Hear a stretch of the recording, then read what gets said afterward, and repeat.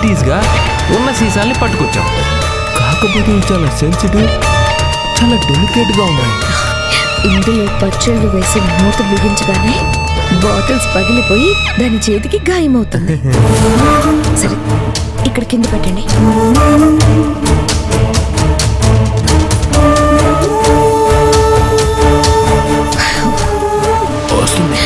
పదండి పదండి పదండి.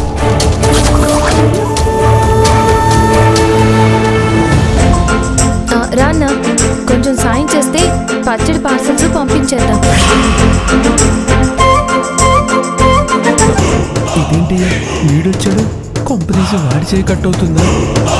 నో ప్రాబ్లం, దానికి హెల్ప్ చేయడానికి వస్తున్నాడు కదా, వాడికి ఇలా జరగాల్సింది. ఆహా అమ్మా, పచ్చళ్ళు గుమ్మగుమ్మలాడిచ్చేస్తున్నావమ్మా. నేను వంట మనిషిని చెప్పుకోవడానికి నాకే సిక్కుగా ఉంది. నీ పచ్చళ్ళే బెస్ట్ ఫుడ్ అనిపిస్తుంది. ఎంత రుచిగా ఉన్నా పచ్చళ్ళనే రోజు తినలేం కదన్నా. అలా కాదులేమ్మా, కూరలు బాగా తిని ఉన్న వాళ్ళకి బోరు కొట్టినప్పుడు ఈ పచ్చడి నేలకల రాస్తే చివ్వమంటాయమ్మా. నా దృష్టిలో పచ్చళ్ళు ఉంటేనే బాగా తినగలం. ఏం చేస్తున్నారు? బిజీగా ఉన్నారు. చిన్నయ్య గారు,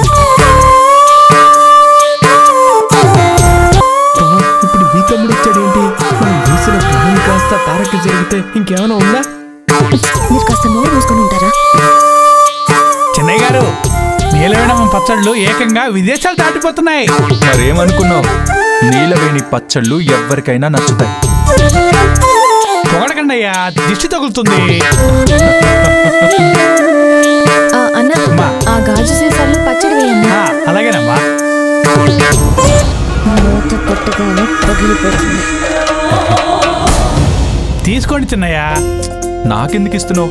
మీ చేతుల మీదుగానే నీలవేణమ్మ పచ్చళ్ళు విదేశాలకు వెళ్ళాలి.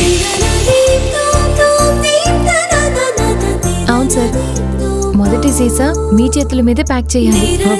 అయిపోయింది. ఎందుకు ఇదంతా? సెంటిమెంట్ చిన్నయ్య గారు, మీ అస్తవాసి మంచిది. అలాగే.